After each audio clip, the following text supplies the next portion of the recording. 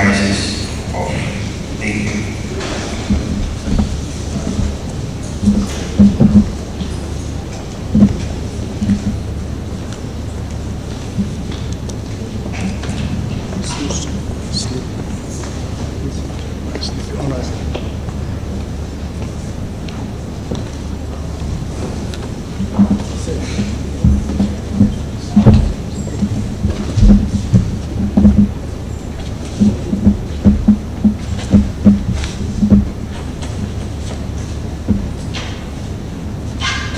Please sit.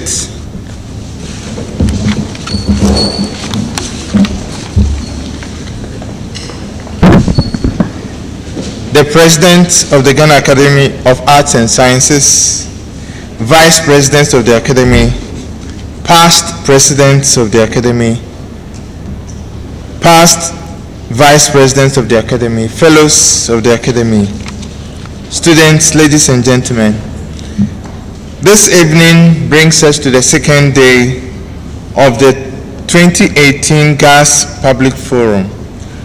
On behalf of the President and Fellows of the Academy, I warmly welcome you all to today's event. Today, the emphasis is on SDGs on prosperity, the planet, peace, and partnership. For our chairman this evening, we have Professor Kofi Anyidoho, who is a poet, a scholar, and a cultural activist. He is a professor of literature in the Department of English in the University of Ghana. He was also the former director of the African Humanities Institute program at the University of Ghana and a former acting director of the School of Performing Arts. He holds a BA Honours in English and Literature, an MA in Folklore, and a PhD in Comparative Literature. He is a past president of the African Literature Association and has served on numerous boards and committees, including the University of Ghana Council, the National Commission on Culture, and other bodies. He was elected to the Fellowship of the Academy in 2006, and currently he is the Vice President of the Academy in the Humanities section. Shall we please welcome him with a clap?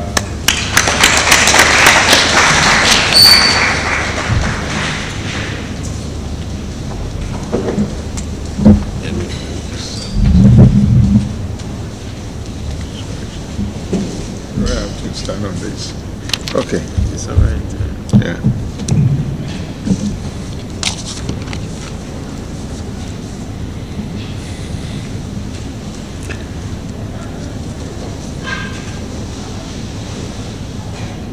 The current president of the Academy, I don't see any past president who may be here. My colleague vice president and past vice president, fellows, a special welcome to the students who are here, two groups of students who must be congratulated and appreciation shown for them. Those who were here yesterday, we hope that the other two high school students who were here yesterday will be back here at Shimota and one other. But I'd like to say a special welcome to the group of students, mostly PhD students who have come all the way from KNUST, who are in water and environmental sanitation center, who were here yesterday and are here specifically for this. Yesterday I thought it was just a coincidence. Now we know that they've come all the way just for this. And we would like to thank them and our colleagues who have brought them all the way. Yesterday, we were taken through a run through all the SDGs, but there was something we probably may have overlooked, that more than half the audience may not even have been born at the time of the original Millennium Goals, which are now being updated in the current set of SDGs.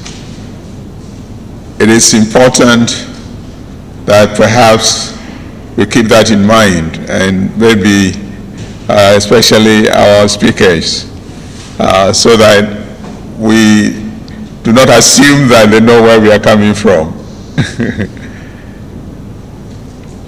We have two very specialized speakers to take on today's topics. Two, because unfortunately one is unable to come. There would have been three. One of the three, for reasons hopefully beyond her control, is unable to join us. The other two, fortunately, are here, and I'd like to introduce the first one. Dr. Telli, an economist who is passionate about evidence-based policy making, particularly interested in research that directly aims to influence policy, interested in the blend of issues in the areas of development economics, international economics, and public policy. With keen interest in specific issues around international migration, labor markets, education, urban transport, and traffic congestion, with a good experience in undertaking rigorous policy evaluations, holds a PhD in economics from the University of Nottingham, the UK, and a BA Honours Economics from the University of Ghana.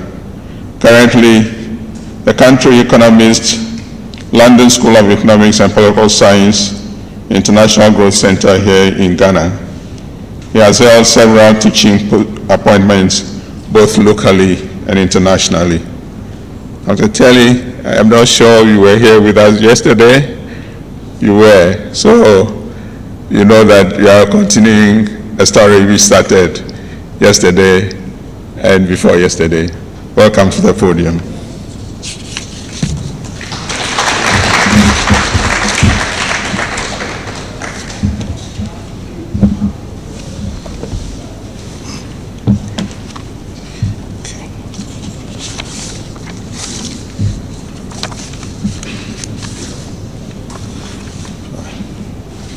Thank you very much, Mr. Chairman. I consider it a great honor and a blessing, actually, to be here among big men and big women. It's a great honor. So, I'm supposed to talk about the SDGs, focusing on goals 7 to 11.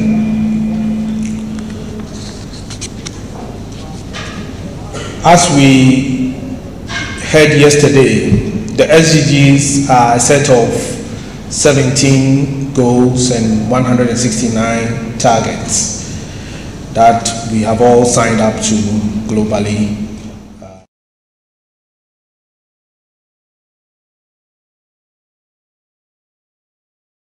Ensure that all people enjoy peace and prosperity. So they succeed the Millennium Development Goals, which came into effect in, I think, 2001 and ended in 2015. The aim, as they've said, is to transform the world by 2030 and to leave no one behind. This, of course, is an ambitious aim. But what are sustainable, or what is sustainable development? I think yesterday we found out that sustainable development is development that aims to meet our needs presently without, denying the future generations the ability to meet their needs. So developing or prospering now, not at the expense of future generations. So the SDGs combine a set of social, economic, and environmental aspirations that we all want to adhere to, and focuses on people, planet, prosperity, peace, and partnership, what they call the 5 Ps. So I'm focusing on the third P, which is prosperity.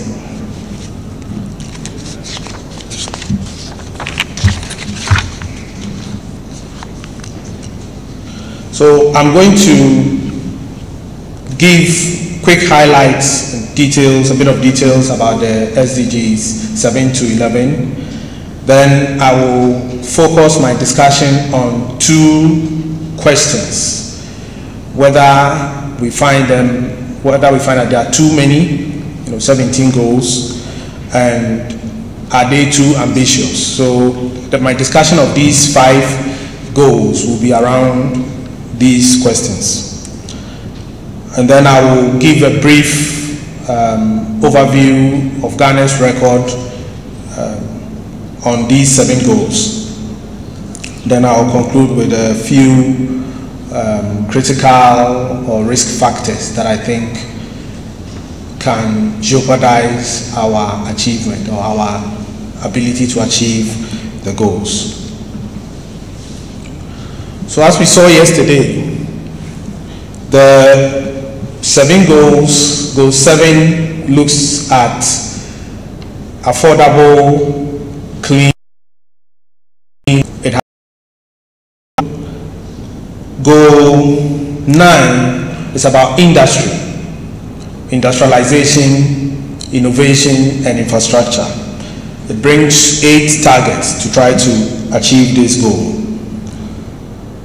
Goal 10 focuses on reducing inequalities with 10 targets. And goal 11 looks at sustainable cities and communities. So, as you can see, we have 5 goals, 45 targets, and 61 indicators just in this set of goals that we are looking at today. If you compare that to the Millennium Development Goals, there were 8 in total with 21 targets. So a lot of people, or some people, have criticized the SDGs and said that they are just too many. And they say they are too many because, when there are so many, it's difficult to focus. It says because there are so many, there is very little focus in these goals. There are studies that have, discussed that extensively. But also, it makes it difficult to create proper awareness. Because for 17 goals, people find it very difficult to appreciate it. Whenever you are trying to even tell people about it, you sometimes forget which goal is which number. There are so many of them. There's a study which was done in Nigeria among tertiary university students, and it found that only 4.2% knew about it and understood the SDGs. I'm not aware of any study in Ghana on the awareness.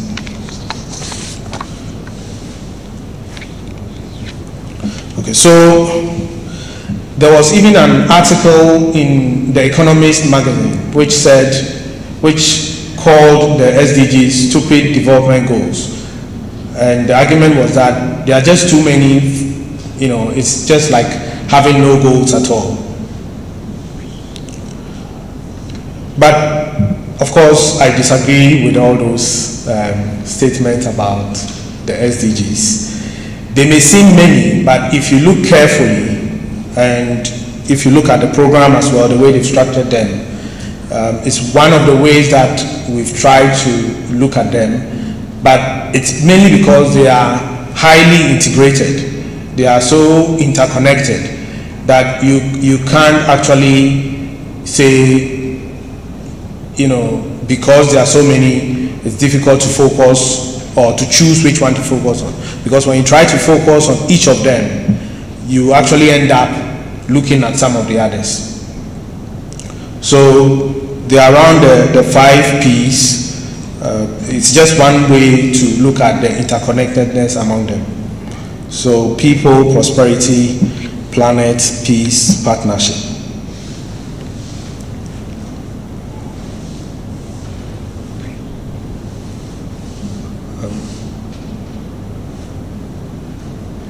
Okay, I think they need to attend to the screen.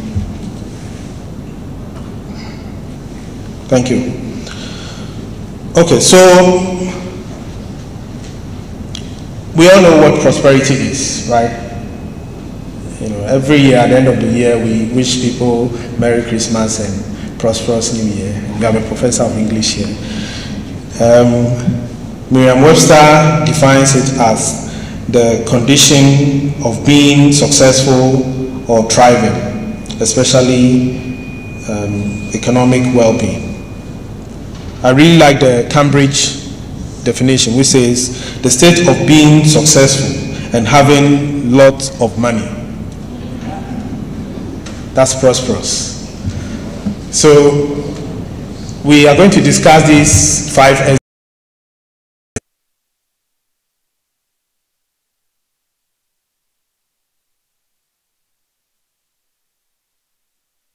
to this one particular aim or one particular purpose.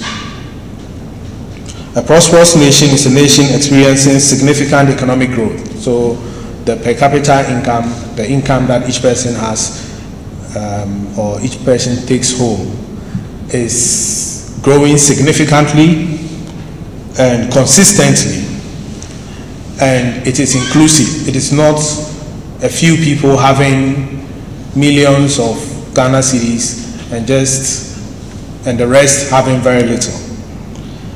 And in addition to that, it is sustainable. It is not at the expense of future generation, or it is environmentally friendly. And today happens to be World Environment Day as well.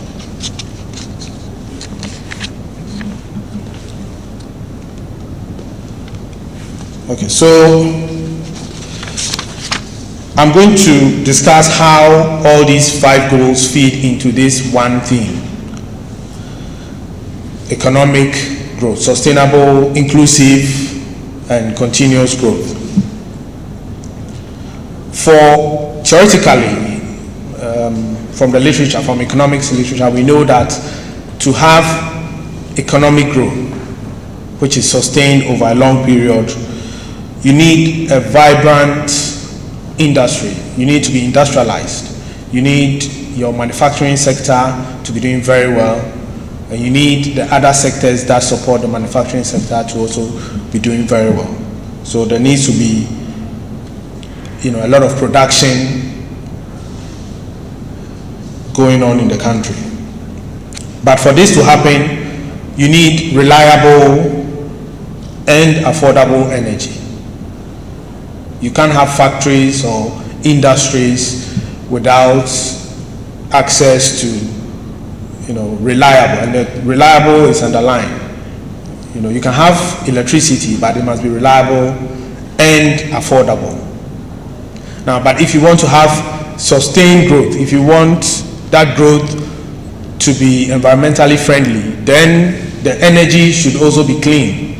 It should be clean energy. What do we mean by clean energy? Clean energy comes from renewable sources. So solar, from wind, from biogas, and other. Nuclear is also considered clean. Hydro is also clean, but not large hydro like Akosombo. Akosombo is actually considered not clean.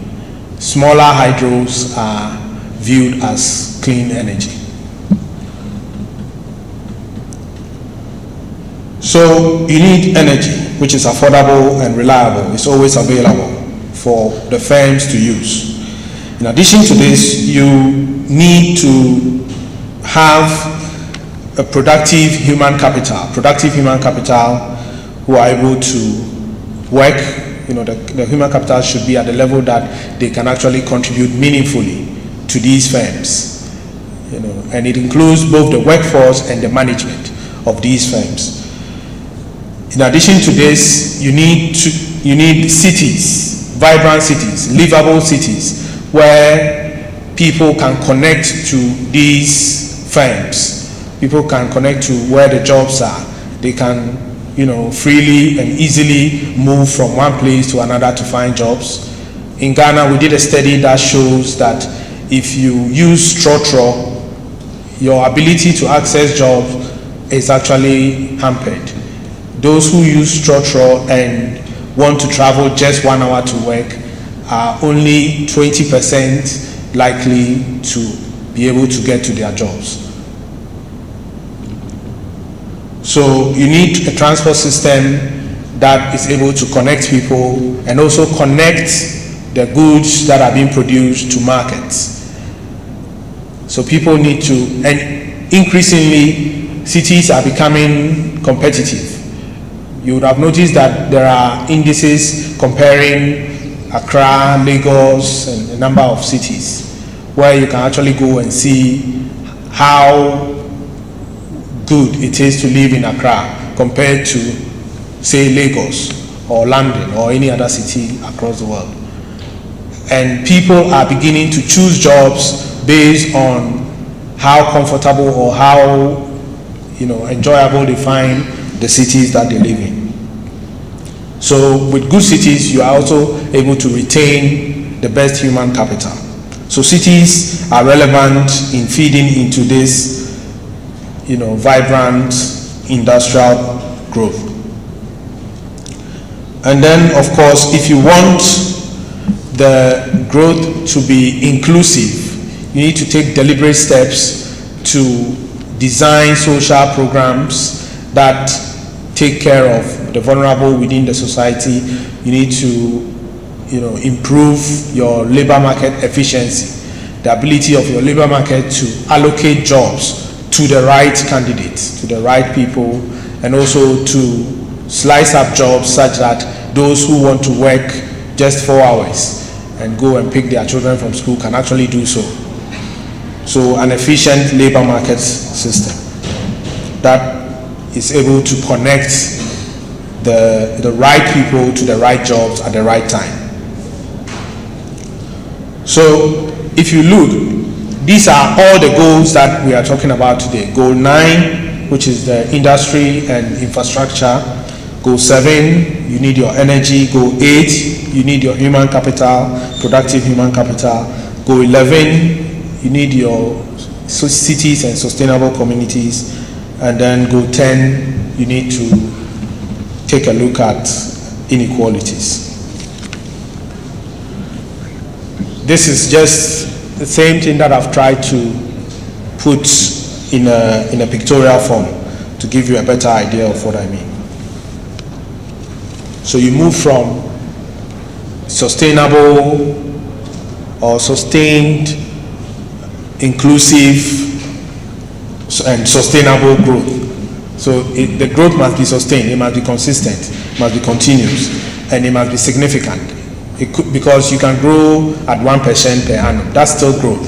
But what we are talking about is significant amount of growth, 6%, 7%. China grew at about 12%, 12 to 15% over a long period of time. That has propelled it to where they are today. So you see that these 5 goals become one goal. But of course, these 5 goals also have 45 targets shared between them. And my argument is that not only are the goals themselves interconnected in this way, the targets within these goals also point to, just a few things. So if you take, for instance, just as an example, if we take goal 8, we see that it has 12 targets that focus on high productive economic growth, appropriate policies to support decent jobs, job creation, entrepreneurship and creativity, decoupling growth from environmental degradation, full employment and decent work. And also some of the goals, as you see, have a shorter time period. By 2020 instead of 2030, by 2020 reduce youth unemployment, eliminate forced labor and modern day slavery, protect labor rights. So you see that all of these goals, it's like you are trying to get to, say, Kumasi by road. Your objective is to get to Kumasi. So I'm saying that the sustained economic growth that is inclusive and does not harm the environment is your destination. Having targets such as, having a running car, a car that has an engine that runs, having fuel, having good tires, and then, making sure that you have a map of the road where you are going. All of these things are the targets and goals. So if you aim to get to that place, of course you meet most of the targets without focusing on them one by one. And that's the central point that I'm making, that you don't need to focus on each of these 169 targets or each of these 45 targets that we are looking at today to actually say that you've achieved the goals. In fact, if you look at the goal 8 that I'm talking about now, all of the others do not seem to be so relevant, or not so relevant, but they don't stand alone. The ones that really stand alone are targets 1 and 3. And I'll come back to target 3 because it's quite unique.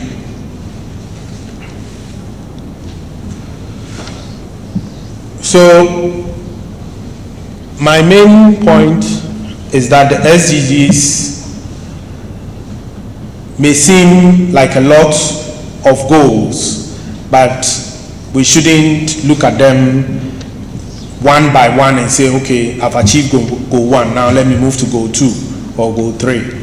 It's actually so interconnected that if you focus on the central theme, you can achieve all of them.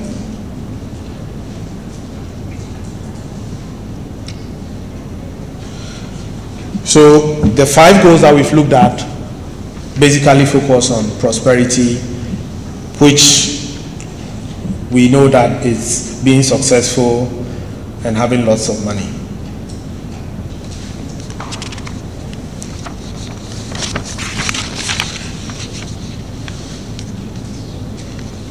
Okay, so if I've succeeded in convincing you that the goals are not too many, now let's look at, are they too ambitious? Are the SDGs too ambitious? Of course, this is a big issue and it's recognized in the SDGs, the preamble that brings the SDGs as well, that they are ambitious and they are meant to be. But one of the reasons why they may be considered very ambitious is the duration that we have to achieve them. It's from 2015 to 2030. Unlike the MDGs, even though they came to effect in 2001, the measurement period for their achievement started in 1990.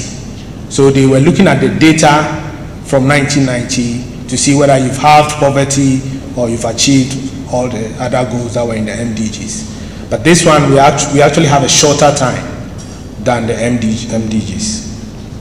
So that makes it even more serious. but also, you know, the commitment that we don't want to leave anyone behind. It's a very serious commitment. You know, it means that we don't want to leave anyone, not just in Ghana, but anybody across the world behind when we achieve this. By the time we achieve this, hopefully in 2030, everybody should have a decent job, and I'll define this decent job. Everybody, you know, should be successful and have lots of money, basically. Access to energy, there should be no inequality at all, or reduced inequality, and there should be industries that are flourishing. But for me, the most difficult one is decoupling economic prosperity or economic growth from environmental degradation. In the past, or even now, we think of growth. So when I started talking, I said we need energy, reliable energy for firms to function. For firms, it doesn't matter whether, you know, the energy is clean or not. They need energy which is cheap to manufacture goods and provide services. And if that energy is not clean but cheap, they are happy. You know, but the difficulty now is that we don't just want the energy, we want clean energy. We want to have the same level of development, not at the expense of future generation, or using, you know, cleaner technologies that will have very little impact on the environment. This is a very difficult one. If you consider a country like Ghana, you know, we just want to grow. If you think about it, we say, okay, we want to grow, we want to have more money. We don't, you know, two years ago, a few years ago, when we were struggling with, you know, power challenges, we didn't really care whether the power that is coming from car power or is coming from, you know, other sources. All we wanted was, you know, our lights to be on so that we can do the things that we want to do. So the primary focus is usually providing the energy, and the secondary focus becomes making it clean. That is how a lot of the countries in the West have developed. But now we are saying that at the same time that we are considering how to develop and grow quickly, we should be thinking about clean energy, growing in an environmentally friendly manner. This is a difficult challenge, but if it is identified at the beginning, I'm sure steps can be taken to actually, you know, mitigate. And the other thing is that it requires, because some of the technologies that we actually need are not ready. You know, we talk about solar, we see that, okay, the solar technology is there, but for the large scale, it's not actually at the point where we can actually do it at the large scale. So it still needs research, and it needs the research community to put in a lot of effort in that direction. Another reason why they've been considered very ambitious is the cost of achieving them. It's been estimated that we need $400 billion every year for the next 13 years to be able to achieve these goals. You know, the international community, of course, this time around, we want to do this together. So partnership is key. So for, you know, countries like us, who in the past have depended a lot on aid, can no longer just say, okay, these are the goals, bring us the money so that we'll achieve it. It's not like that. So they may be ambitious, but again, if you come back to how interconnected they are, we begin to see that because they are so interconnected, we can actually significantly reduce the cost of achieving them. And it is not like we need extra money. different from our various national budgets to actually achieve them, because the targets are also such that they are actually what we are trying to achieve as a country ourselves. So they are already on our programs. The program, if you look at the program that we are working with now, the President's coordinated program, you realize that all of these things, a number of them are actually in there. I'll talk a bit about that later. So they're already there, we've budgeted or we've costed them, and we are working towards achieving them. We don't need, it's not like we need a separate money from what we are doing to actually achieve them. So if we continue doing what we are doing in terms of budgeting properly and efficiently spending the money, we can actually achieve the goals very quickly.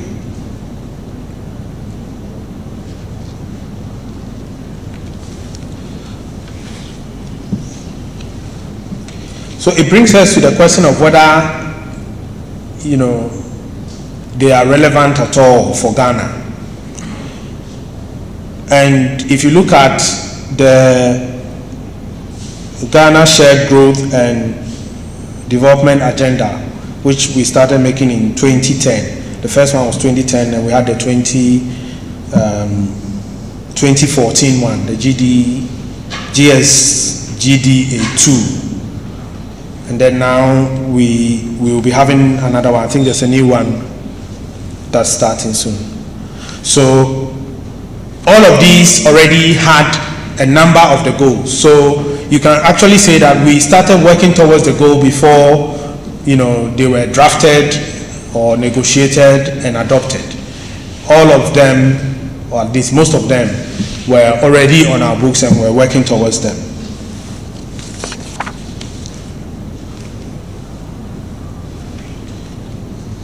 So the Coordinated Program of Economic and Social Development also highlights a number of these same goals that we talk about.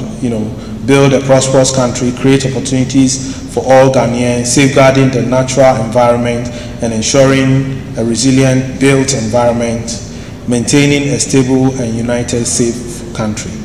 So it brings together these same goals in a way that you don't need a separate thing. And if you look at the agenda 2063, which is the African goals, yesterday somebody mentioned them, they are also very much aligned to these SDGs already.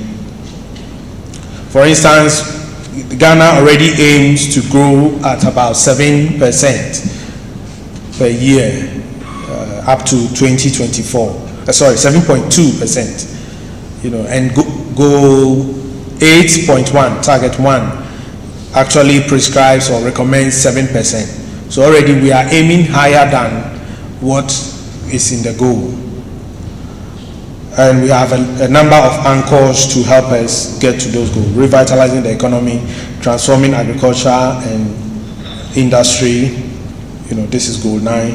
Strengthening social protection and inclusion, revamping economic and social infrastructure, reforming public service delivery institutions.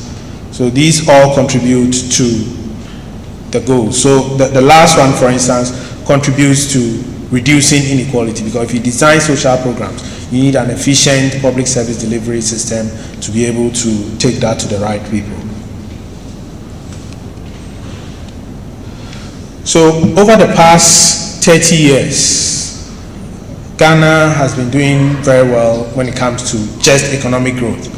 In fact, in the last 10 years, we've been growing at about 7% compared to the rest of sub-Saharan Africa, which was growing at an average of about 4%, and the whole world economy was just growing at about 2.3%. So we were way above the average for South Africa, sub-Saharan Africa, and also for the world as a whole.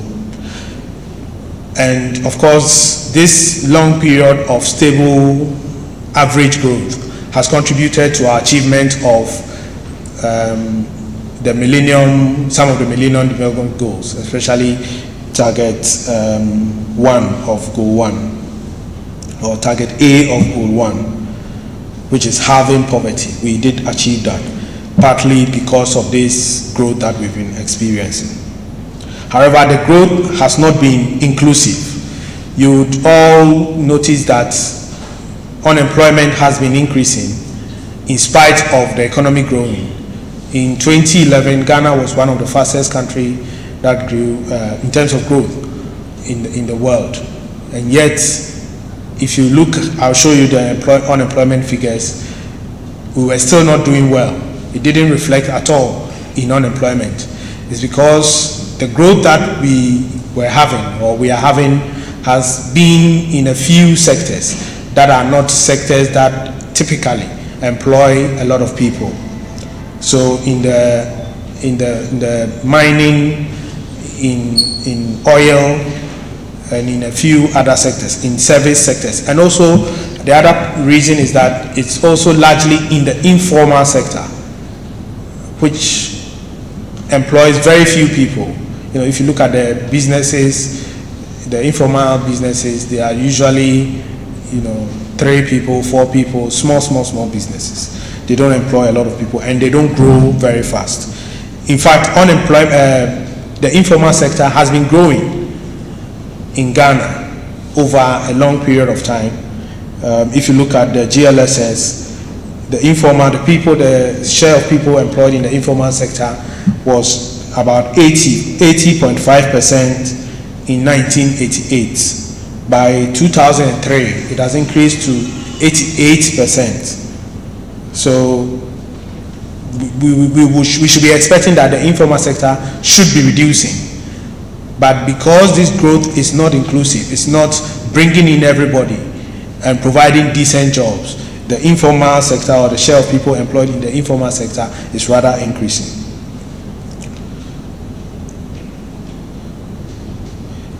Again, when it comes to electricity, Ghana is among the best performing in terms of just access.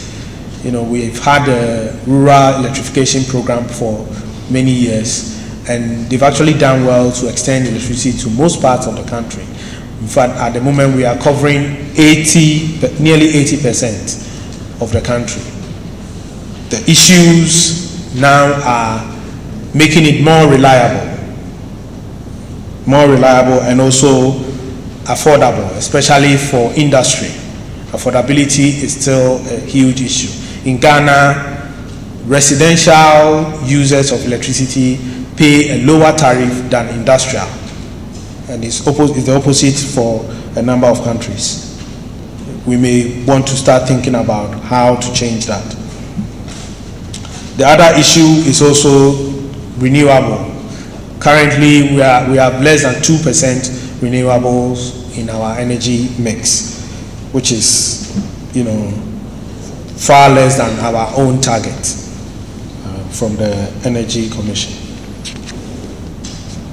So this is the growth performance. You can see that it's been, most of the time for Ghana, it's been above the average for sub-Saharan Africa and for the world from 1984.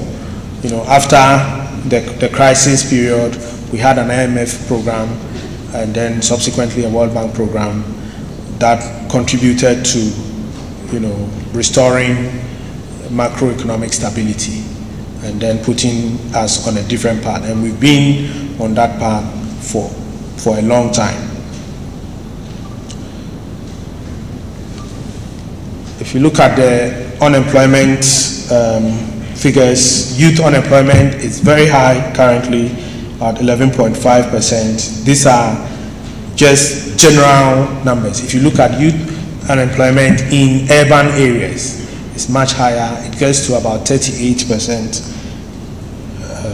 whilst general unemployment is about 5.8%. And even when you look further into it, about 61% of the people who are employed are in vulnerable employment, which means that they are in own account, workplaces with no social security, no sick leave, no holidays, nothing formal. and nothing guaranteed. And when it comes to electricity, we've also been doing very well. So I'll leave you with my concluding remarks, focusing on some of the critical factors that can actually jeopardize our ability to achieve these goals. One, I've put down over politicization. I think we can discuss this later. Corruption, particularly with respect to procurement, difficulties with project and program completion. We did a study that found out that, and we only looked at schools within the district. We found out that among the projects that get started, the 6 classroom blocks that they start, 30% of them are never completed, are completely abandoned and never completed. And only a small number are completed on time. So we need to start thinking more about that, doing more research in that area to understand what the constraints are. And also an inefficient labor market. So part of the problem is that yes, we are not generating enough jobs, but actually part of the problem is also the labor market is not organized in such a way that people can find the jobs easily. They can connect to the appropriate jobs. So jobs, the way jobs are actually allocated is informalized. So it's difficult to get jobs. And of course, as a researcher, I cannot end without talking about data availability. It's a key issue. Thank you very much.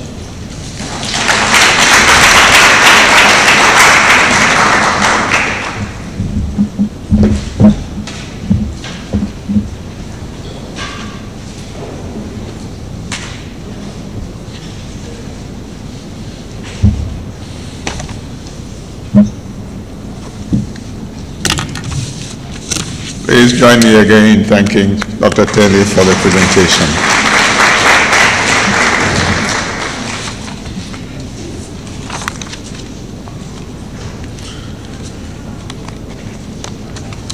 I announced at the beginning that for unavoidable reasons, the second speaker is not here with us. But it's important for us to at least flag the particular goals that she was to deal with. Very unfortunately, those goals focus on a very crucial area. These are the SDGs on the planet and peace, goals 12 to 16.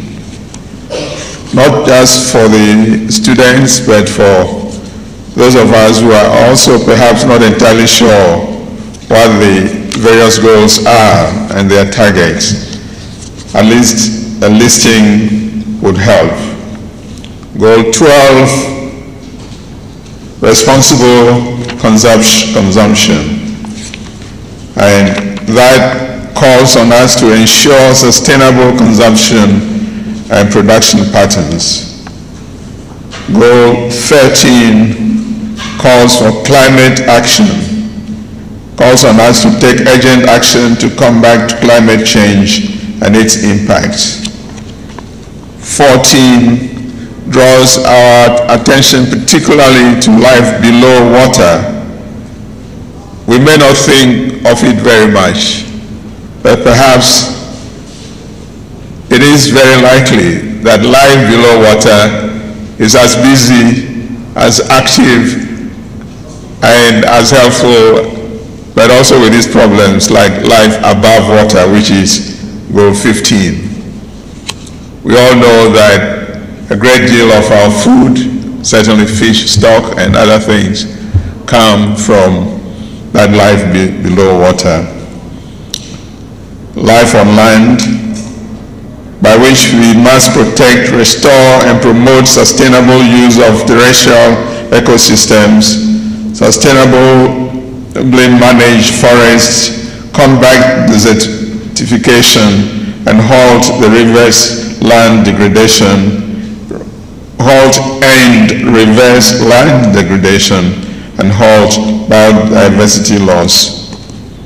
Goal 16 is for peace, justice, and strong institutions, by which we must promote peaceful and inclusive societies for sustainable development, provide access to justice for all, and build effective, accountable, and inclusive institutions at all levels. Beyond that is what I'd like to call the grandmother of all the goals, which is partnership, goal 17. And we are, I think I've left the,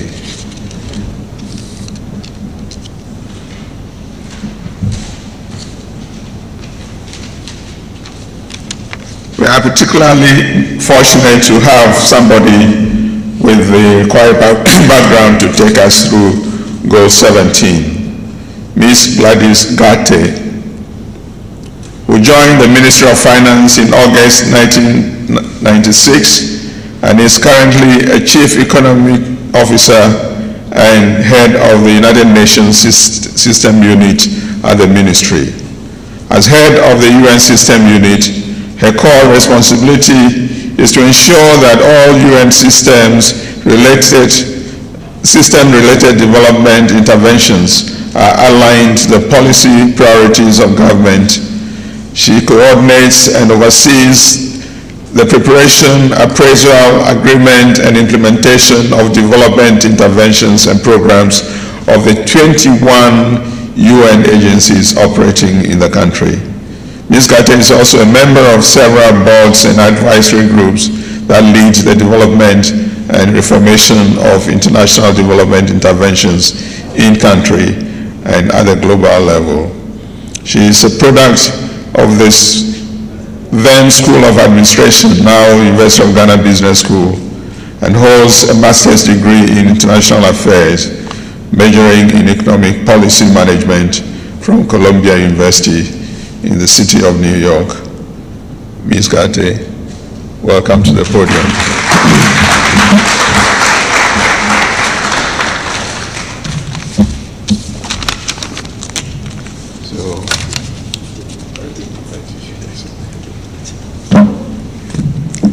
Good evening. I must say that I'm honored and humbled to be called upon this evening to address my grandpa is here. He's looking at me and smiling. When I look at the caliber of people who are seated here, I think I'm honored and I'm humbled. I'm praying that I'll be able to do justice to the topic that I've been given. Goal 17.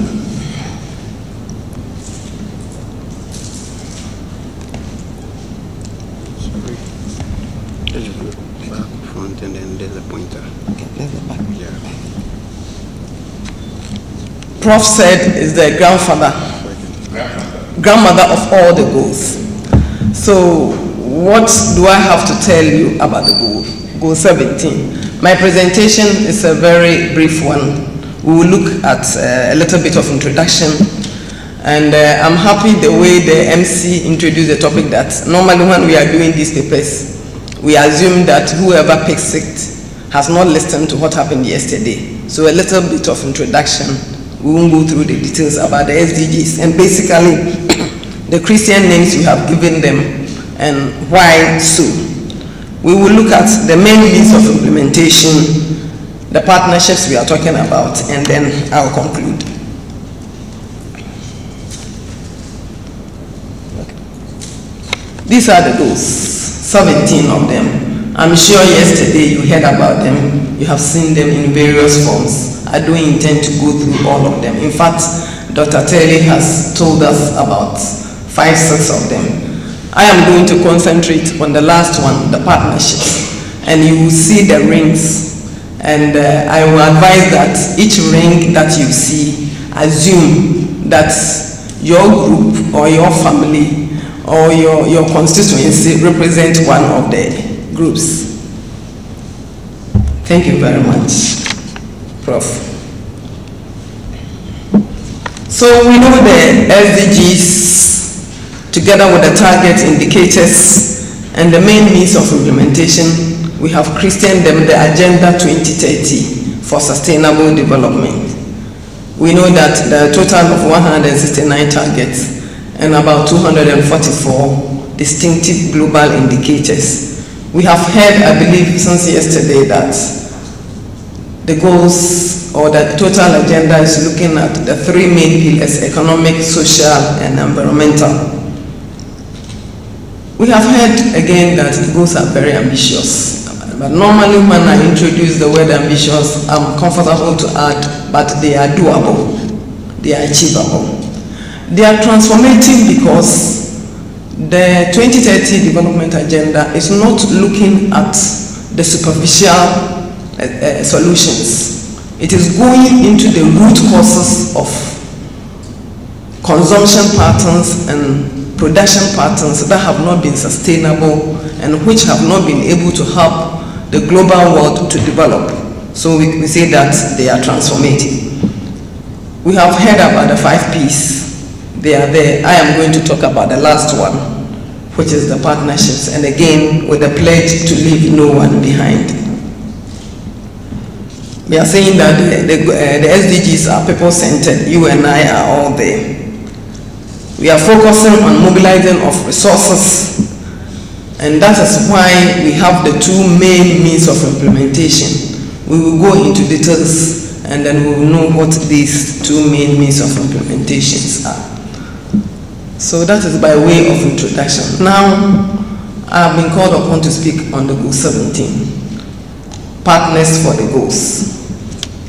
And the full text of Goal 17 says, to strengthen the means of implementation and revitalize the global partnerships for sustainable development. So you see that there are two segments to the Goal 17. What is the means of implementation? And what are these partnerships that we are talking about? A little bit of history when we talk about the means of implementation. We have said that the SDGs are succeeding the MDGs. With the MDGs, there were only 2 actors: the developed countries and the developing countries.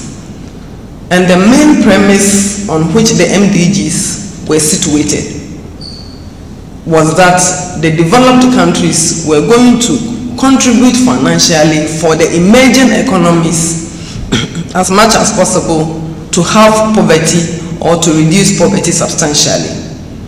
So all that we had to do in those days for developing countries is to sit down, do our programs, and we go and solicit funds to do that. 2 years into the implementation of the MDGs, it became clear that the funds that were expected were not forthcoming. So quickly the United Nations mobilized the global world to have the first Financing for Development Conference in Mexico, Montreal, to look at how we're going to mobilize financial resources to be able to implement the Millennium Development Goals at that time.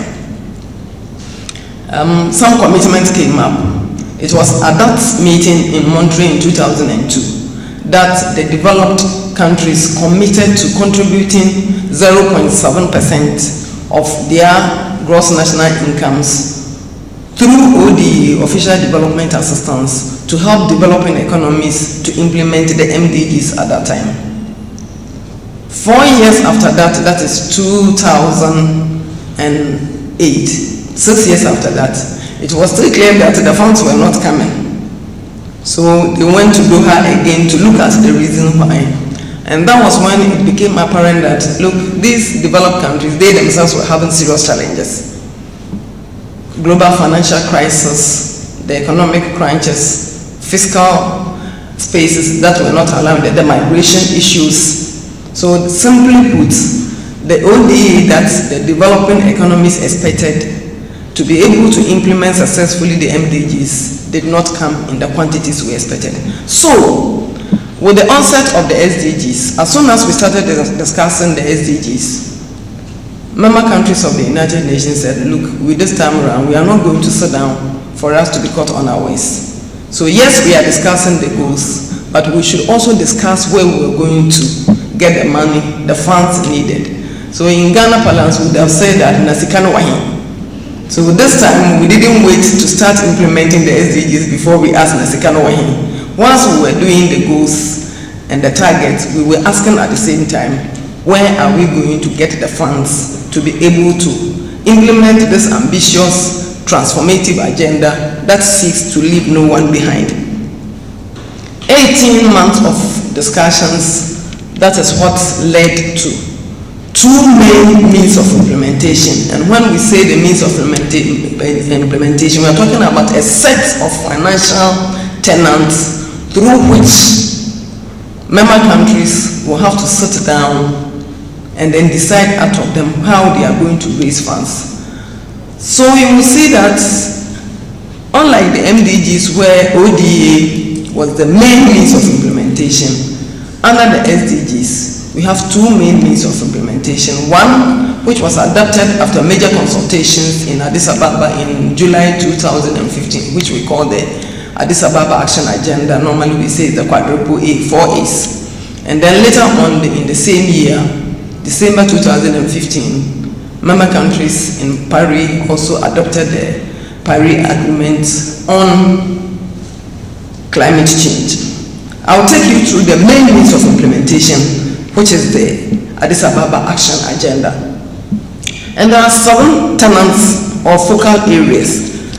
Basically, what these main means of implementation, which the Goal 17 is asking us to strengthen, is that as a member country, as a developing agency, as a national sovereign state, you should not look up to anybody to provide you funds to enable you to develop. So the responsibility of planning, executing, monitoring, ensuring results, and providing funds for those interventions depend absolutely on you, and it is within your hands. So how do you do it? Then we get to these 7 areas following, where as member countries we have to look through and decide on which ones we are going to focus our energies and resources to get money to do our development interventions. The first one is domestic public resources, and that is the domestic resource mobilization that we've talked about. You realize that with the MDGs, it was only ODA. Here, we are talking first about domestic public resources. These are the taxes that we need to mobilize effectively and efficiently. It does not necessarily mean you should increase taxes. We are talking about efficiency, an efficient way of mobilizing resources. So improving on our tax administration and making sure that everybody, every institution, every entity that is involved in any form of gainful employment and that is liable for payment of taxes is actually roped into the net and is able to pay. And we should leave no one behind when it comes to the payment of taxes as well. That is number 1. The second one talks about domestic and international private business finance. In the past, when we thought about private finance and coming in to help in developmental agenda, we were only looking at the business entities coming out with their profits and then providing a budget line under which they will come and help government or institutions or communities with the KVIP or with a small hospital. This is not what this tenant is talking about. In this jurisdiction, in this dispensation, we are talking about the private sector that will sit down with government to tell government what it needs to be able to create the needed jobs, to expand production, thereby providing the taxes and the incomes that the general populace would need to be able to develop. Dr. Telli spoke extensively about job creation and unemployment. And we all know that governments are not necessarily the good agents of creating employment. It is the private sector. How do they get the enabling, the regulatory environment to be able to expand the activities and produce at optimum capacity so that they are able to contribute their quota towards the economic development and also provide them help when it comes to sustainable development interventions. So we talk about the domestic resource mobilization, the private sector finance, before we get to the International Development Corporation, and this is basically talking about ODE, Official Development Assistance, which hitherto was the number 1. You can see that now it has been relegated to number 3. And indeed, throughout the discussions in the Sustainable Development Agenda, it is clear that even where ODA is going to come, Ghana, you are a middle income country. So you are not going to be entitled to substantial part of the concessionals, loans, and the grants. So we are systematically and consistently being denied of, and that is understandably so. If you are in a house, you are going to school with your brothers and sisters, you are the firstborn, you have finished university and you start working. You don't expect to go and compete with your sisters and brothers who are in secondary school and JSS. So what the discourse is saying is that yes, ODA will be there, but it will be for the countries in most need and very, very countries in terrible situations like the war-torn countries. International trade is the next one. So as sovereign states, look at how you become competitive in your trade endeavors. Focus on that and get enough money from those areas to develop your agenda. Debt and debt sustainability is talking about the fact that as a nation, you shouldn't borrow too much in the way that by the time you finish addressing your statutory payments as a result of the loans, you are unable to get anything to do your development. The most interesting one is the addressing systemic issues. And this talks about all forms of leakages in the public sector. Every single money that is collected for public purpose should be used for public transactions. So any form of leakage, any form of pilfering, any form of corruption, whether an us will see you or not, we are obliged to stop them. We are obliged to stop all forms of double taxation treaties that do not help us. We are obliged to stop all forms of illicit financial flows. When we are able to address systemic issues, we are able to get enough in the coffers to be able to. And indeed, my good friend Ngozi Okonjo-Iweala, the former Minister for Finance in Nigeria, led a group to do a study, and they've actually come out to say that the amount of illicit financial flows that flow out of Africa is much higher, almost double the quantum of ODA that Africa needs. So if we are able to put our systems in check and we are able to behave properly as nationals, and we stop all these corruption and leakages and pilfering and illicit financial flows, most of the monies that we need as a nation can be generated locally. Then science, technology, innovation, and capacity building. This is the 7th action area for the main means of implementation that the goals expect us to strengthen. And this is basically saying that we have to be innovative in the things we do. In Ghana, we are far behind us. Science, technology, R&D. When we get to the partnerships, we will see how we can actually develop and enhance these structures so that we'll be able to get something out of it. India is doing very well in that. China is doing very well in that. Latin America is also doing very well in that.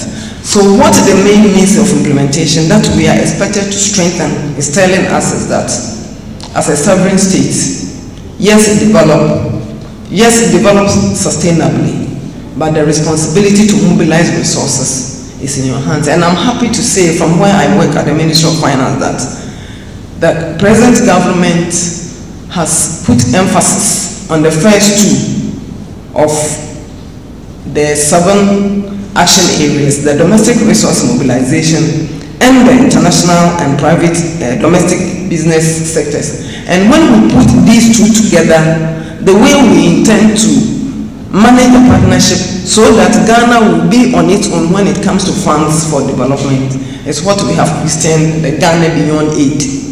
So when you hear about the Ghana Beyond Aid,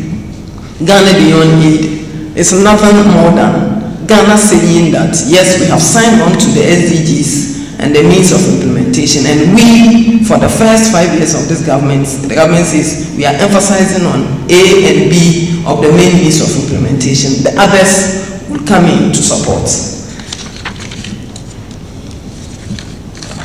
I spoke about the other means of implementation being the Paris Agreement on climate change. Basically, what this agreement is saying is that globally, we have all contributed to the climate mess that we find ourselves in. And so, since we are part of the problem, all of us will have to be equally part of the solution. The disagreements have come on the way of the proportions that we are talking about. What the agreement also sought to do is to say that the more you contribute towards the mess, the higher your contribution towards the cleaning of the mess. And that is what our friend Uncle Trump doesn't want to hear. So when he says he's good, by the time he came, this agreement had been signed. All the negotiating parties had agreed that America was contributing substantially towards, a percentage of the pollution. And they had agreed before he came on board that yes, based on our contribution towards the mess, this is how much we are going to contribute to clear it. The less you contribute, and the good thing is that globally there are indicators to measure these things. So we know those who are contributing the pollution. I went to China in December, and when you move from Beijing to the other small cities, small towns, the atmosphere is very clear. When you set off from Chengdu and other places and you are coming to Beijing, 30 minutes before you get there, you see the total change, the pollution. You can see it, you can smell it. You don't need any scientific proof to tell you that these people are really polluting the atmosphere. And so, the Paris Agreement on climate change, the second means of implementation, is saying that let's contribute financially to clean the mess. But the more you contribute towards the mess, pay more. And that is what, so we know if you are contributing, if that's what we are doing, then basically Ghana, our contributions towards both the adaptation and mitigating measures is something small, but we are part of the global community and we are all supposed to help. So that's the first part was about the means of implementation.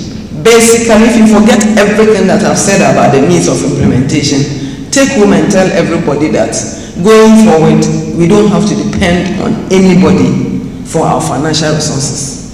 They will come in and help, but you and I know that when they come in and help, they come with conditions that are not necessarily good for us. And nowhere in this world has aid developed anybody. So we are taking our responsibility and funding of our development interventions into our own hands, as the global agenda has said, and we are championing Ghana Beyond Aid because that is the right thing to do. The second one has to do with the partnerships. What are these partnerships? Partnerships for the sustainable development refers to a multi-stakeholder initiative for achieving the 2030 agenda. That is the SDGs and the means of implementation and commitment in view of its ambitious and transformative nature. Partnerships aim to build a win-win situation where public and private partners pool their resources and competences to address common economic, social, and environmental interventions more effectively. Basically, all that we are saying under partnerships is that the goals are ambitious, the targets are ambitious, they are interlinked, and one actor cannot do it alone. That is all. No one actor can do it alone. Government cannot do it alone. The private sector cannot do it alone. The academia cannot do it alone. The CSOs cannot do it alone. The local administrators cannot do it alone. And all the other major actors in development.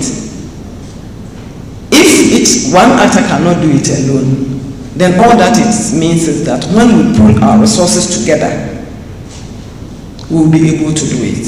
So we are talking about partnership among and in between various actors to be able to champion the goals, implement them, and then get results. stakeholders that will come into being to form the partnerships. So we are saying that they include but not limited to. The first of the major stakeholders is government. They are the first because they are supposed to take their leadership. They are the first because they are supposed to put in place the frameworks, the development frameworks. This evening we've heard Doc talk about the GSDG. Currently we started implementing the President's coordinated program for social production and everything. And it is the government's responsibility to put these frameworks together and also provide the leadership to be able to start with a genuine and efficient implementation. Once the government has done that, it's also the government's responsibility to provide the enabling environment for the other actors to contribute their quota towards the development agenda. The next major stakeholders are the parliament. They are the people who enact all the laws. Without the needed regulatory environment, we are unable to develop all sectors of the economy and then get the funds that we need. Last week, we were all in this country when we heard the Minister of Communication going to Parliament and then saying things that the telecoms think they are not being treated fairly. You see, when you do not get your regulatory environment properly in place, before the sector becomes well developed, then you are in big trouble. Because once they are developed and they start getting the lobbying power, if you then come and try to put in place rules and regulations to regulate them, they are going to challenge you. And if you are not careful, you will not even succeed. So the institutions that are responsible for promoting our laws and legislation are very, very important in this dispensation. Because you don't want to leave any chances, you don't want to leave any gaps that will allow any particular sector of actor to take advantage of the situation.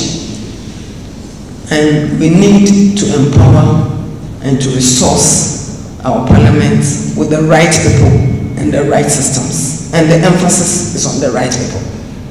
When we are voting, we should have this in mind, that if we put people there who will not go and do due diligence on the type of laws they pass, and just go there and pass anything, at the end of the day, you might think they are only there collecting money and doing things, all sorts of speculations. But if we do not get our legal frameworks and environment well, the nation stands to lose when it comes to revenue mobilization. The next set of actors that government would and other people will need to partner is the private sector. Very, very important. Extremely important. We know the general adage, the private sector is the engine of growth. The private sector should be the... Every good thing has to be done by the private sector. The government is only responsible for putting in place the enabling environment. Again, we are looking at the private sector that is able to expand, take the advantage of the enabling environment and expand the economic base in such a way that decent jobs will be created. Production will increase. The welfare systems that we have in place will be supported by those structures, even with the private sector. And then at the end of the day, whatever they have to contribute towards the developmental agenda generally, and then the SDGs will be there. I mentioned earlier that hitherto, when we talk about private sector coming in to help, they've made their profits. At the end of the day, in the community where they produce, they will come and say that we are contributing something towards the hospital or we'll build a school. That is not what we are talking about, the private sector partnership. We are looking at the private sector that will take government initiatives and run with them, because the government has no business being in business. The government's main business is to provide the enabling environment for the private sector to thrive on. But that will also mean that this private sector we are talking about, they are up and doing. They are ready to do the right thing. They are ready to make sure that the right taxes are declared and paid. They are ready to subject themselves to any form of scrutiny. When you read the total discourse of the partnership, it talks about this private sector, and it is the responsibility of you and I to ensure.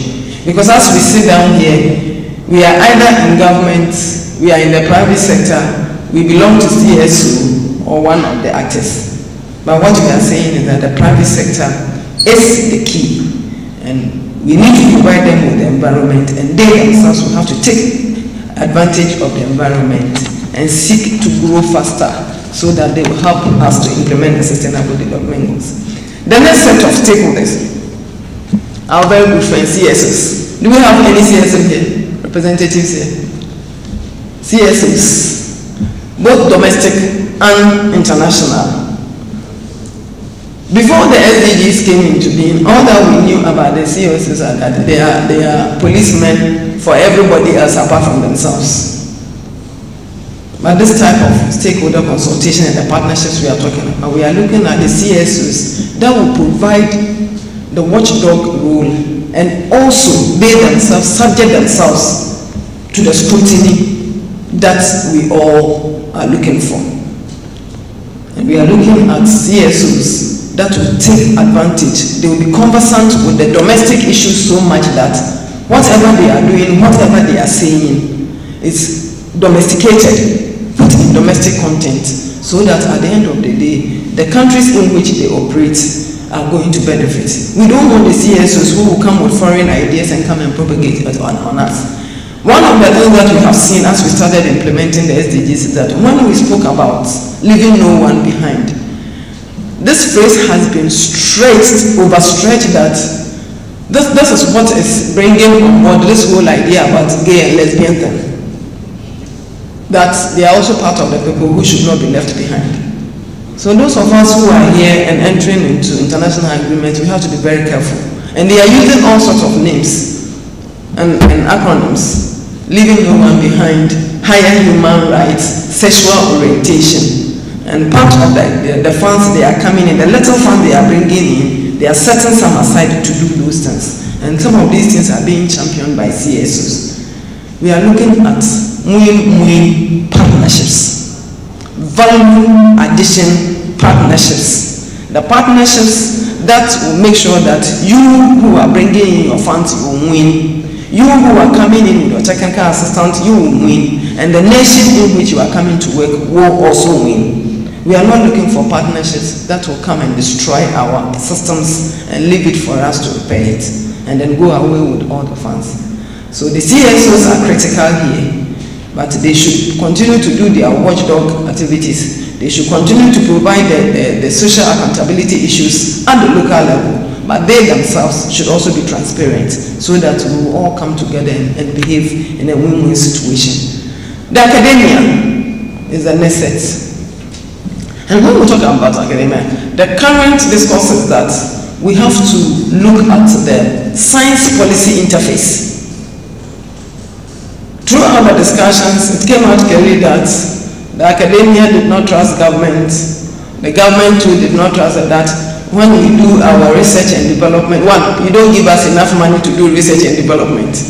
Number two, when we do them, government is not ready to pick our recommendations and run with them. And then the government will also say that because you don't know what we really want, most of the things you investigate in the R&D that you do, they are all development funding tailored, and it is not relevant to our discussion domestically. So we are looking at the academia that will sit with government and make sure that whatever research and development documentation that we are producing, whatever things that we are researching in, government initiatives, the academia should pick it, do the necessary research background to find out whether it's even doable, if it is the best way of doing it, the best way of monitoring it, which type of results are we looking at, how do we even get there, In the event that we don't get to A and we get to A minus, how do we do that?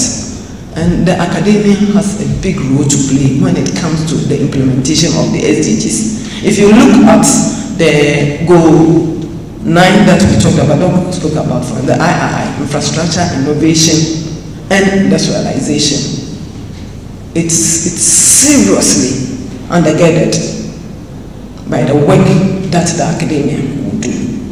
R&D, science policy interface, so that there's no disconnect and there's no disjoint.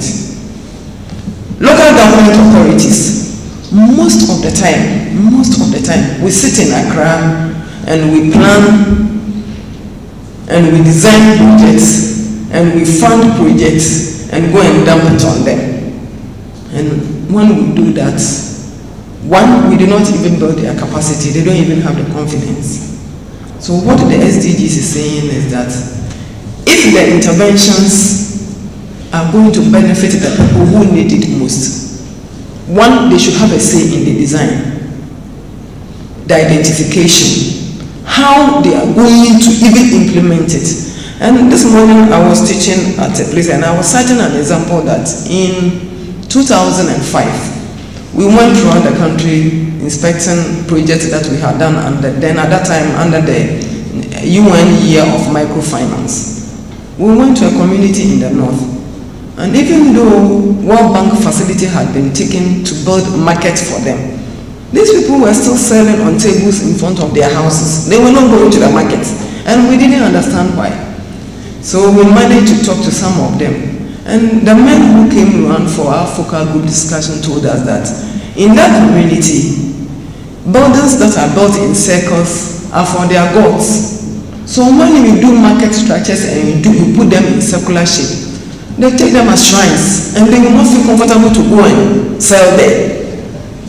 Something as culturally basic as that, and there is no way you can change their mind for them to go and sell in those round circles. Yet, somebody sat in Accra, engineer designed those markets without talking to those people. And as I'm speaking, the structures are still there. They've been turned into shrines, and people are now, and the people still do not have markets. So local government authorities and local administrators and local level structures are very important if we are going to implement and achieve these SDGs and to ensure that no one is left behind. And the high time we sit in Accra and think that we know better than the people in the local areas. The high time we stop that.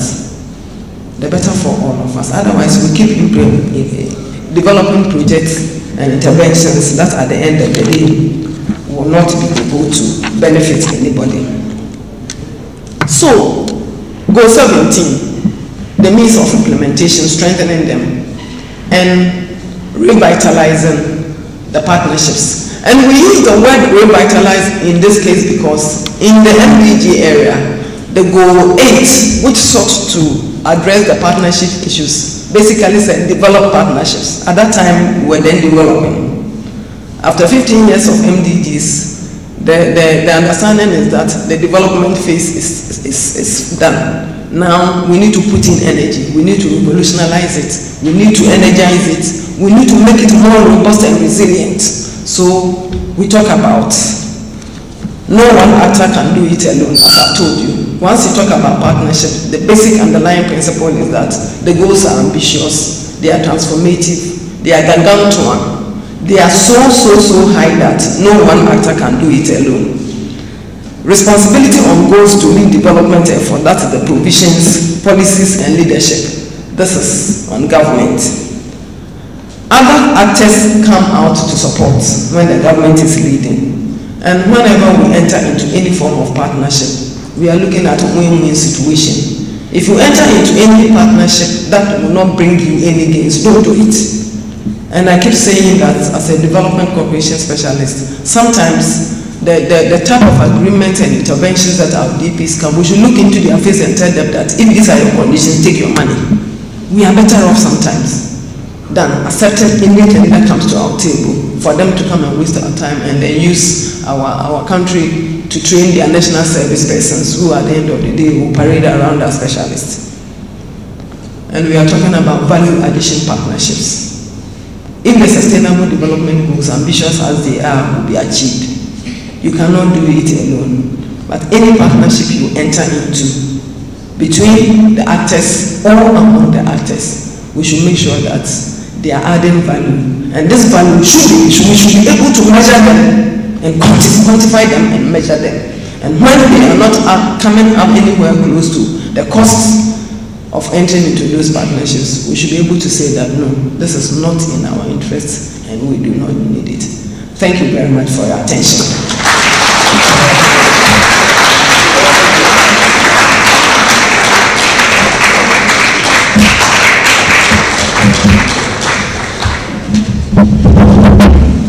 Thank you very much. We are going to go into a questions and response session. Shall we have the first five?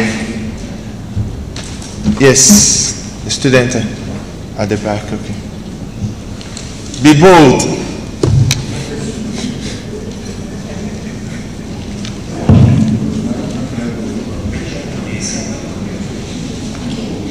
Thank you very much. My name is Anyidoho from Accra West Girls High School. My question goes to the second speaker. Madam, please, you made mention of the MDGs, that's the Millennium Development Goals. If I heard you right, the MDGs provide the basics. And on the other hand, the SDGs are broad and made of 17 goals with 169 targets. That's awesome. So I would like to ask the major work of the MDGs and how they are contributing to implement this 17 goals with 169 targets of the MDGs. Thank you very much. Thank you. Any other? Okay. Okay.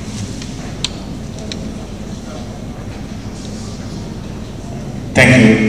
My name is Paul Richardson from Voluntary Workers Association of Ghana. I want to make a comment and then ask a question. My comment goes to the SHS students. I'm very impressed that today too they are present. We are also involved in campaigning about the SDGs to various secondary schools. We recently had a conference in Central Region. We brought 5 schools together, and then before we started, none of them knew anything about SDGs. We were shocked. What the 5 schools? Nobody. But these people are here, and then we appreciate them so much. Yesterday, a woman said that their daughter also went to sit for an entrance exam, and then there was a question on SDG. Couldn't tackle. Now, I also want to give an experience. I recently sat for an entrance exam, and then it was on the World Press Freedom Day. And then, because I took part in that conference, I was able to write beautifully. So I asked myself, if I hadn't attended that conference, well, what would I have been able to write efficiently? So I just want to encourage them, and then they are heads of schools that they should allow them to participate in some of these conferences because it will build their capacity very well. Please, can you get to the question now? My question is about the implementation of SDGs. I work with ISE, and then during my time, ISE was having Millennium Development Authority, which was overseeing the implementation of the MDGs. I want to know if there is another body for the implementation of SDGs like the way that was doing. Thank you. Thank you very much. Any more, please?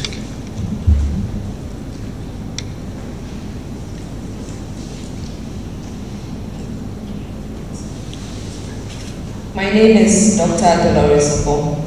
I have 2 questions. Okay. The first is to Dr. Telli. If I heard you right, you said you spoke about the 7 to the 17. No, to 12. To 12. Okay. Development goals, and you said they can be divided broadly into 2 themes: inclusive and sustainable economic growth.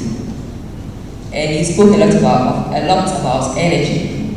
And without energy, we can't attain growth. I would like to find out from you what kind of energy you recommend for sustainable growth in Ghana to enable us to achieve or make great strides in the sustainable development goals.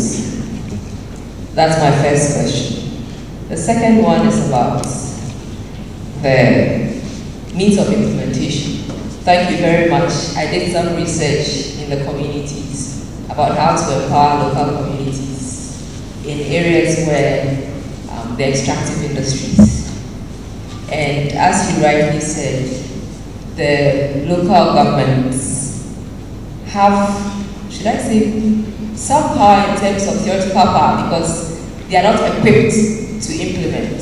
So what you find is that the corporations are the ones who are running the local government because they give them funding, they direct what happens on the ground. So much as government has the policies, it's not working properly in certain areas. I was in the Northern Afro-Western regions. What are you doing to go down to the communities to make sure that the sustainable development goals are achieved? Thank you. Professor Anyidoho, you taught me first year English.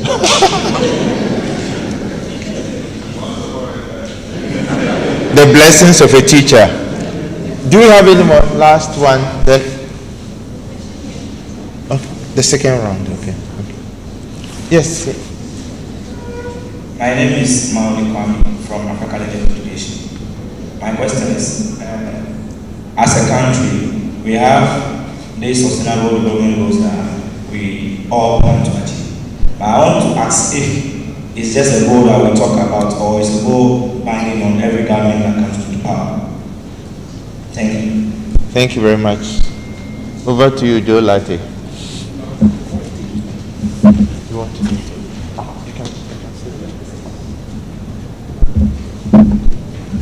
Thank you very much. I think I will take the last one first. That's this. The SDGs are not a standalone goals by themselves. So the SDGs, they are not projects. The SDGs are a guide, a development guide, basically saying that if you are a nation and you want to develop, at any point in time in your development framework, these are the 17 areas that you should look at.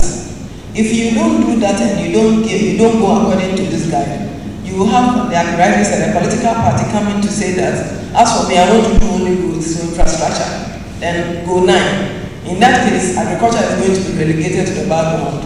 Go 3, health is going to be relegated to the background. Or somebody can come and say that for me, education is important, but I'll put all my money, or 90% of my money in education. In that case, the energy sector is going to suffer. The peace and justice is going to suffer. So these are a guide for you at any point in time. Once you do your development framework, you check with it to find out, according to the target, whether you are addressing all these goals systematically. Otherwise, you have imbalance in the development architecture. That is it. The good thing is that when the SDGs were adopted in September 2015, when we came home, the NDPC, National Development Planning Commission, decided to lead the country to do a test on the then development framework, that is the Ghana Shared Growth Development Agenda. That's the GSDA2. That was the one we were implementing at that time. And the good thing is that when we checked the conditions or the targets in the SDG document and even the old development framework, we realized that, as Doc said, Ghana was already 70% compliant. So the SDGs is not something standing on its own. It's your development framework, and all nations are encouraged. In fact, they are mandated to ensure that any development framework that you come up with is aligned. And the current development framework that we are implementing, the President Costed Action for Sustainable Development, is basically 100% aligned to the SDGs. So as we implement our own developmental agenda, we are answering the SDGs at the same time. So it is not a project on its own. It's part of our development, and that is number 1. Number 2, the MDGs and the SDGs. My sweethearts, if you forget everything I say, you know that the MDGs came in to alleviate poverty, to reduce poverty, basically. So it was a social intervention. The SDGs, on the other hand, is a successor to the MDGs, and it is not only looking at social concerns, it is looking at economic and environmental in addition to the social concerns. That is why we say that the SDGs is on 3 pillars, it's functioning on 3 pillars, unlike the MDGs that function on 1 pillar, only the social pillar. The SDGs, because we want it to be transformative and ambitious, and at the end of the day, get to the root causes of all poverty and remove them by 2030. They are also looking at the economic functions and also looking at the environmental. So the MDGs came to lay the foundation, and the SDGs have come to build upon it so that we can transform the world. That is the simple, the basic simple explanation. The implementation and the social accountability issues at the local areas is very important. And what is being done currently in this country is that the government, through the fiscal decentralization unit in the Ministry of Finance, is building the capacities of these local entities. And it is not only the local administration, but the chiefs and opinion leaders within the communities, so that they are able to appreciate all these interventions and programs, and they are going to be part of the monitoring. In fact, they are already part of the monitoring. They know when you start building the school or the bridge, they know the timelines. They know that the midterm is so, and they are able to ask questions. And sometimes they come and report that we are in the half year and this project is supposed to get here and it hasn't gotten there. Of course, the problem is when some of these people change. So it means it calls for continuous capacity building, which sometimes is expensive. Funds are being looked for to make sure that we maintain that momentum. Thank you very much. Okay. So thank you for the question. So with respect to energy, the goal 7 itself actually prescribes the type of energy that we should be aspiring to have. So what I was saying was that normally we just want energy. We don't care where it's coming from. But now, as a result of the SDGs, because we are now concerned about the environment, we want to look at clean energy that is renewable energy, energy that doesn't harm the environment. So that's why I say there's a difficulty. But with the Paris Agreement and the funds that can be raised, we hope to, globally, work towards improving, these renewable sources so that it will become cheaper for developing countries that are striving to grow as well. So the emphasis is on renewable energy or clean energy for development. If it is just energy that we want, then we can look at all kinds of options, coal and so on. But a lot of countries are now trying to move away from those dirty fuels because, again, mind you, now if you pollute more, you have to pay. So to reduce costs, and given that we are now developing, it will be better to start looking at the cleaner sources. On the issue of who is monitoring the SDGs, like he said, monitored the MDGs, I think we can view the SDGs as a market scheme. And the partnerships that we talk about, the CSOs, the academia, there are 244 indicators. These indicators are, what we use to measure the performance on each of the targets and the goals. So anybody can take some of the indicators and see how countries are performing on that.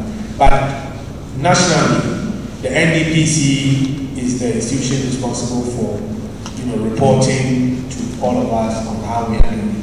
So maybe after a while, they'll come give us a report and say, okay, this is where we are, like they were doing for the MDGs.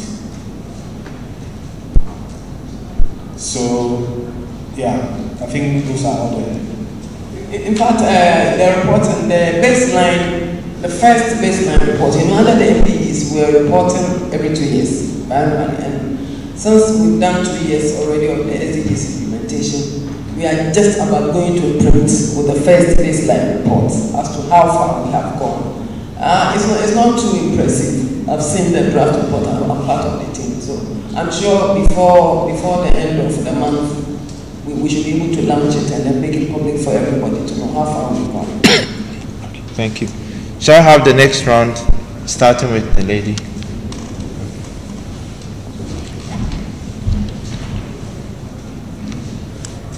Thank you so much for organizing this symposium, because as the gentleman said, we need more education about this topic. My question goes to Mrs. Ghartey. And we just talked about if you pollute more, you pay more. So on a micro scale in Ghana, do you think that those who produce the pure water, they should be taxed more so that we also be able to clean our environments? I know that in the end they'll pass it on to us, but I still feel like there's a way that we should be able to bring it to a scale in Ghana. Okay. There's one there, and then next. Okay.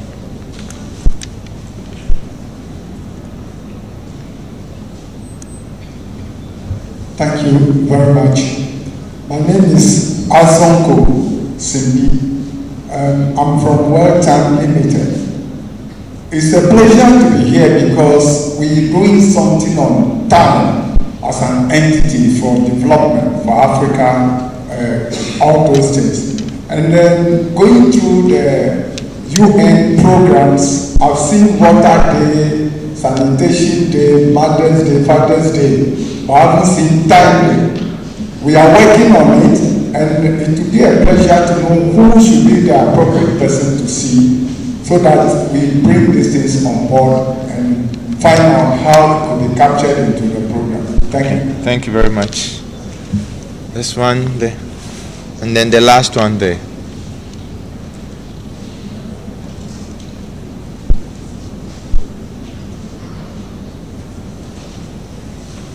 Yeah, my question is on the National Development Planning Committee. In you answering the doctor's question, you made mention of NDPC. But as a country, we have the entity there which is supposed to be planning for our development as a nation. But all the political parties we have in the country, the plans of the NDPC are not binding on them. So every government comes to power with his or her own plans. And as our term of office is 4 years, some of the plans and the projects of previous governments are not completed before they leave power. So when the new government comes into office, they also begins with different projects, leaving the projects that are ongoing by the previous government. You can make mention of schools, hospitals. Some are even at the stage of completion, but they are there without being used. Example is the Igon Hospital over here. Issues came up last week. So I want to know, what is the main aim of the National Development Planning Committee? Okay. Commission. Commission. Okay. Thank you. Then there's my first question, which is on what the gentleman just said. For the development goals to be achieved, there needs to be a continuity. But when governments come in, they come with their own agenda, and the one that is done, they forget about it because they all got their own reasons why they're doing certain things, and that doesn't help us. So we need to address that challenge. The second one is about trade. There's so many tariffs stacked against us in developing countries. So we want to export to this is the so-called developed countries. What I want to know is what needs to be done to make it an even playing field so that we can compete with them in their markets as much as they dominate our markets. okay. There's one last one from Prof. Sakosa. Fred. Yeah.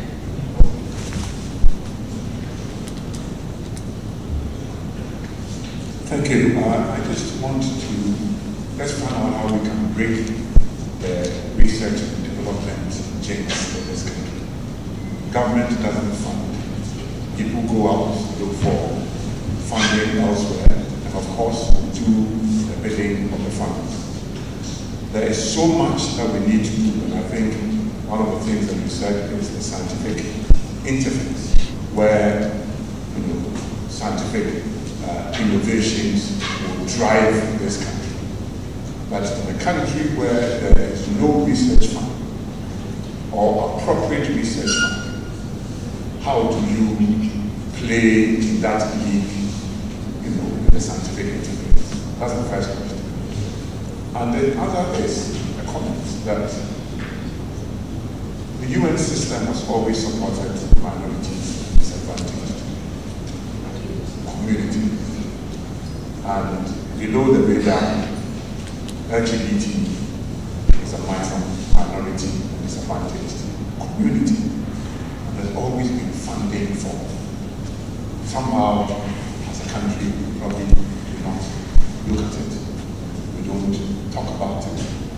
And no doubt, the American ambassador can tell us we have no idea the number of people who are in that space. Thank you. So, if you can start addressing them. Thank you very much. The plastic pollution. Last year, I agree with you that something will have to be done about it. Last year at the UN General Assembly, I was privileged to have accompanied the president for those meetings. And the French president organized a one-side event on the Sustainable Development Goal 14. And stunned revelation that came as we discussed that topic. It was very revealing and very shocking. That currently, if we do not do anything about the plastic pollution and the fact that we allow them to get into the ocean, by the year 2050, we will have more plastics in the ocean than fishes. Yes, the rate at which the plastics are getting. Now the industries that are dealing with big fishes, and they tell you that when they catch the fishes and they slaughter them, they are filled with plastics. And for their type of society, at that level of plastic consumption, they have to dispose of their fishes. If they catch those fishes and bring them to Ghana, they will clean them and then still cut them and then come and put them in the shop for you and I to buy. So it is a very serious thing. You know, my own opinion, if I am the president today, I will ban it. Because I went to Rwanda and I saw what that guy had done. And I was told that one of the days, he, the president, was in his car going. And I think somebody, an old lady, had brought out a plastic bag, an old one. The man stopped, called the old lady, and gave him money, gave her money to go and buy a paper bag. And the president took the plastic bag. The plastic bags are not allowed. If you are entering Rwanda, and you have a plastic bag in your purse, the machine will detect it and they will take it out. If I have my own operation ban, because we've attempted to regulate them, to let them pay more taxes and everything, and we have not succeeded. If we don't do something to that menace, it will create a problem. So I think we should continue to make noise about it and let the powers that be know that business as usual in that sector cannot help us. That is my candid answer. The timeliness. Unfortunately, there's nothing like a World Day for timing. But if you talk about the SDGs, it talks about the fact that you cannot continue with business as usual. Meaning that especially in our part of the world, that we do not respect time. And then they will be late for all the meetings and they will tell you it's GMT, Ghana may be time. They say GMT in Ghana now means Ghana may be time. And they will tell you, when you set a time, you ask you African time. I tell you that I live in Africa, but I don't begin like an African. 9 o'clock is 9 o'clock. I think the SDGs implementation calls for change of mindset, attitudinal change, taking positive steps in everything that you do, including being time conscious and being punctual at functions. Because any 1 minute spent doing nothing wasted goes to count for you. We will continue to lobby for International Day of Time, but until that time, make sure that wherever you are going, wherever you're going, we will be punctual and we use time effectively, especially those of us working in government sectors. When we say we are working from 8 to 5, let's work from 8 to 5. Don't let us do other things when we are supposed to be working for government. That will be my candidate answer. NDPC, what is the role of NDPC, National Development Planning Commission? They will continue to do their plans, and I support that they should do it. Some government will come and respond to those plans. Others will come and they will not. It is not every government that does not respect the plans that NDPC does. And that is why when they come, most governments, when they come, they will put their person as the person in charge. It is their responsibility to ensure that the nation's development plans, development agenda is properly planned for, properly implemented, properly monitored, and they are the people who measure the results and tell us that we have achieved our developmental interventions or not. If a government comes and say that they are not going to work with you, in any case, the government, the parties also have their manifestos. And when you go to their website, they will tell you that some of the things that they consider in developing the plans includes the political parties' manifestos. In fact, this morning they were mentioned 4 of them.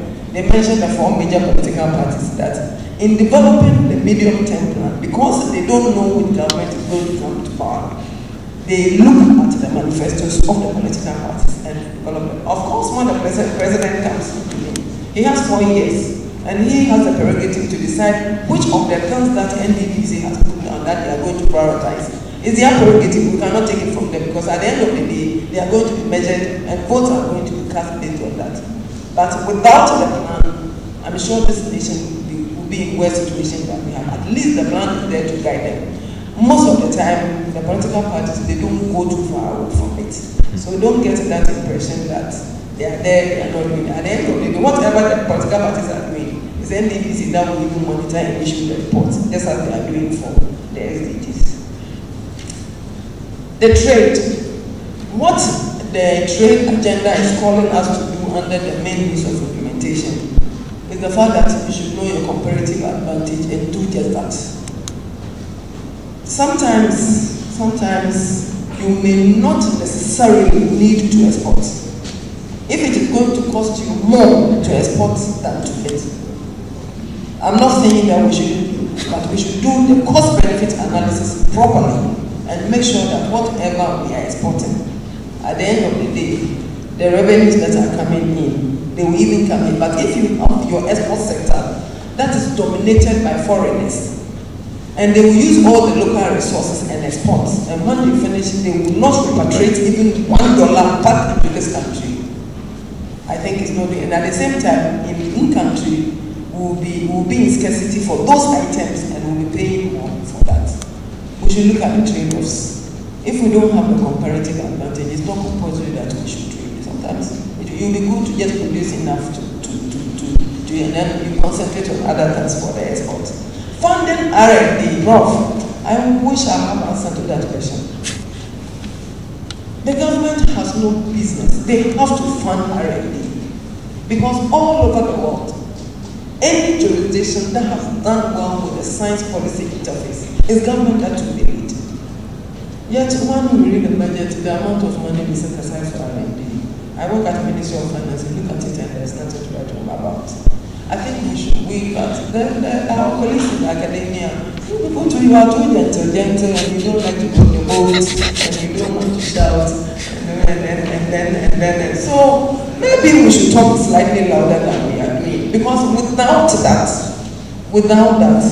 our R&D needs will not be met. And once we are not doing that, because it means we are not being innovative. If we are not being innovative, it means we are doing business as usual. Sometimes archaic, sometimes outmoded, and then at the end of the day, you don't get the SDGs. So my answer is that it's the government that should take the initiative. Anybody who is coming in to support. So if the government does not put enough there, then it causes concern, and we should have a means of addressing that. Thank you. Thank you. Okay. I mean, to add to the R&D policy gap issue, I think I can even link it to the plastics issue. So plastics are a problem. I think we've recognized that. Asking pure water producers to pay more may not necessarily be the solution, because they are not the only ones using plastic anymore. And the constituency that use that is also large. Because we are also monitoring access to improved water. It's also something we need to be looking at. But tying into research, research needs to come up with alternatives. Alternatives for storing and transferring water, potable water, to people who may not have access, for instance. So what is the alternative if we ban plastics, for instance? That's a research question. And this is an industrial research that people should be looking into.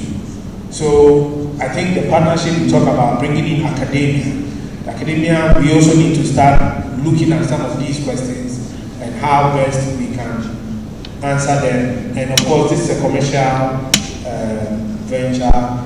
If you come up with a solution and the government sees that there's a solution, then you can try to now look at ban because there is an alternative. Or you can look at options of using taxes to incentivize the use of plastics. So that's one of the ways. But the other issue with the policy gap is that apart from government, so I agree that government needs to completely take the lead, but even the private sector, that is another area that the private sector can contribute to, with also the academia leading, because the government just needs to set up a fund. In all of these countries, they have the ESRCs, they have all these funds. And, it's not only the government that contributes into these funds. So if you set up the fund and, you bring in how people access the fund, you set up a committee of people who decide the issues, the themes that, researchers can bring proposals on. The fund itself, managers of the fund can go looking for funding from other places to put into that fund as well, including the private sector. So I agree, the government needs to take the lead, not necessarily just putting away money, which they need to do, but setting up that fund, and that will really help. On the issue of time, I think the SDGs also focus on generally efficient use of natural resources. If you view time as a natural resource, then you can say that by extension, time is captured in the SDGs. And I also see that, at least on paper, there is a continuation in terms of the medium-term plans. So the GSGDA2 just finished in 2017. It was a new government that was there, but they finished the implementation before the new one. So at least on paper, there was a continuation of that medium-term plan until the end before this new one is coming on board. So there is some semblance of continuation, partly because NDPC doesn't make the plans, sit somewhere and just make the plans. They actually go around, the plan, they are more of, I think, a custodian of the plan. So it's a bottom-up approach.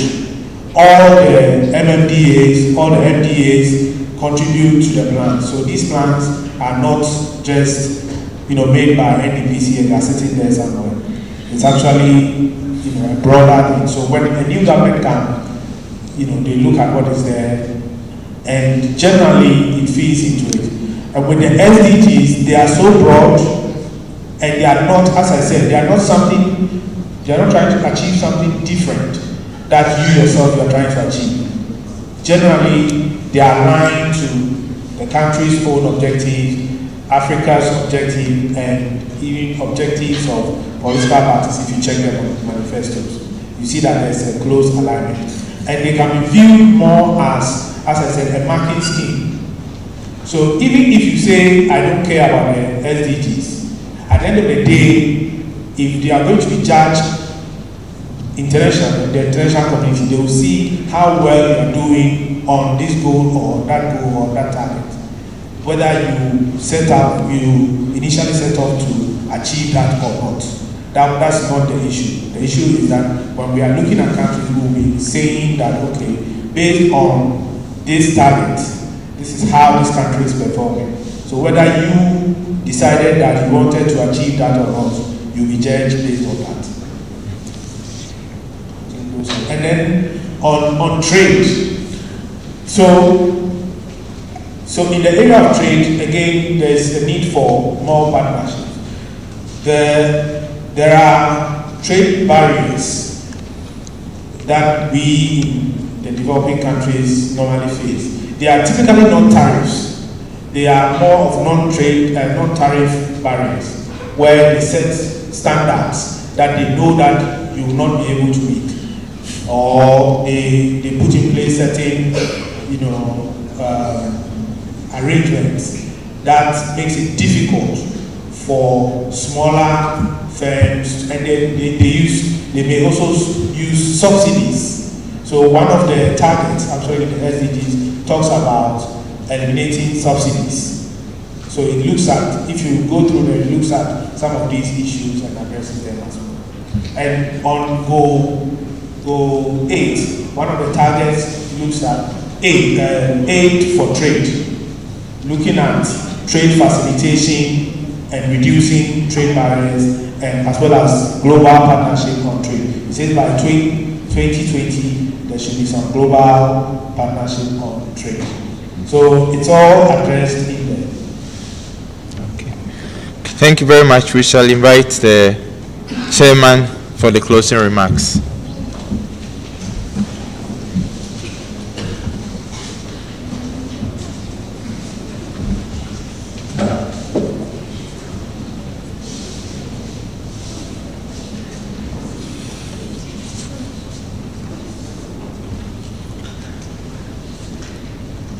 People, prosperity, planet, peace, participation,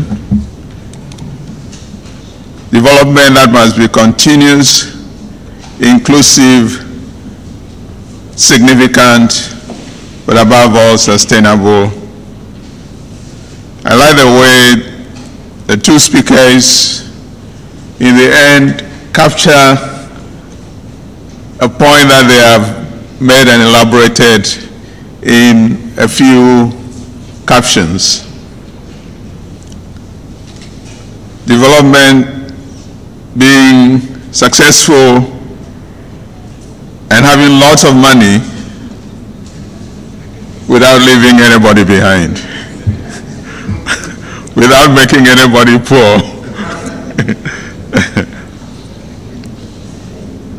Going forward, yes, by all means go forward, but don't count too much on other people to propel you.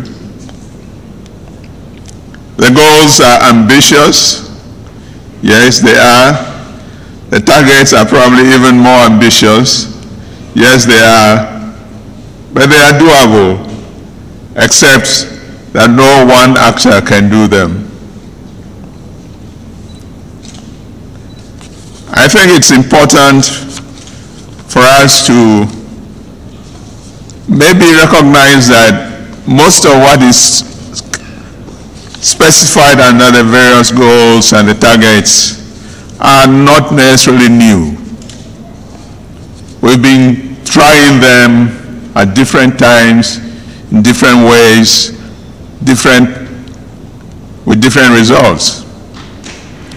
What is probably new here is how a principle of what? Continuity is being established. There is no point for a country to develop fast for 2 years and then start going backwards. I don't know how many of you remember the video which was on Ghana television once upon a time.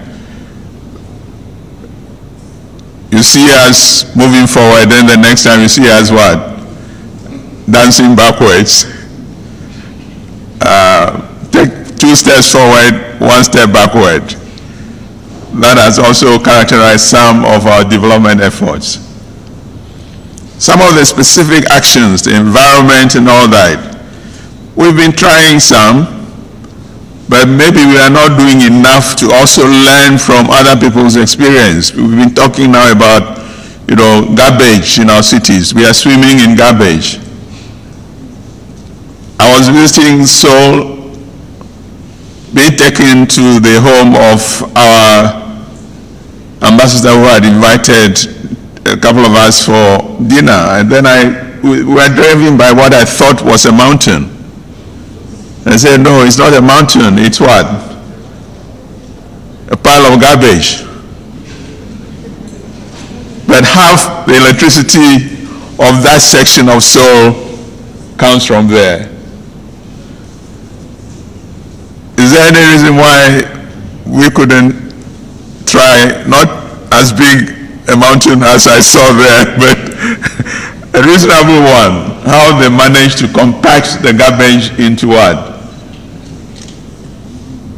This source of what? Energy. I'm not so sure that it's that clean. But there are ways in which we can learn from the experience of others. Let me say that the goals dedicated to the environment, which we have not had a chance to discuss in detail, have been summed up in a statement that I have often quoted, attributed to the wise people among a Native American community who say, we do not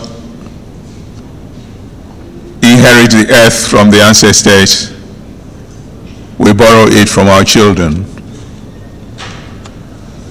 We do not inherit the earth from our ancestors, we borrow it from our children. If we keep that in mind as a guiding principle, perhaps we can go very far, not only in our lifetime, but in the lifetime of our children and their children and their children in perpetuity. I'd like to thank everybody again for coming today. I'd like to appeal to you especially to come tomorrow. It's wonderful to lay out plans and wait for somebody to do it. Tomorrow, we'd like to see how the SDGs have been applied to our particular case in Ghana. There is a second presentation in which the Ghana Academy of Arts and Sciences is going to be led by one of our fellows to throw a challenge to ourselves. So we commission people to lay out all these beautiful analyses, but what are we as an academy going to do about it? What can we also do to promote the SDGs? These are the two main presentations for tomorrow, and I invite you all to come back. I hope our friends from Kumasi will stay on. We hope our daughters from Accra West Legal will come back.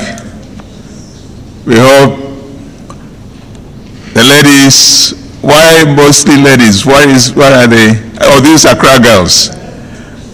Accra girls, I thought, yesterday Achimota was here, today they are not here. Tell them to come back tomorrow. Accra College of Education, welcome.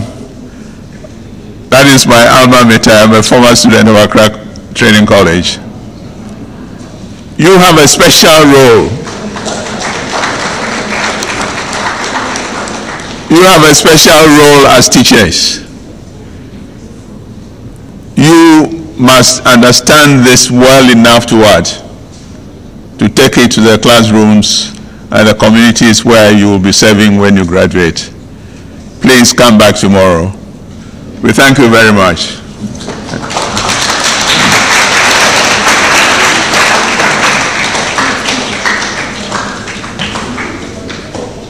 The President of the Academy, Vice Presidents, Past Vice Presidents, Fellows of the Academy, distinguished ladies and gentlemen, and our precious students, I think we'd have to thank the chairman very much for steering us to the end of this evening's session. Shall we please clap for him?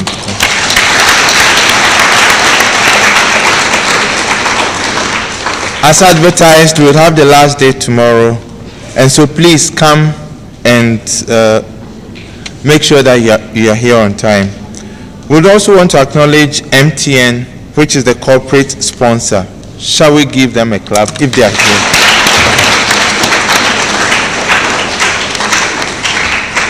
We have come to the end of today's session. Tomorrow we'll start at 5:30 again. And please, shall we rise as the party here descends? Okay. Thank you very much.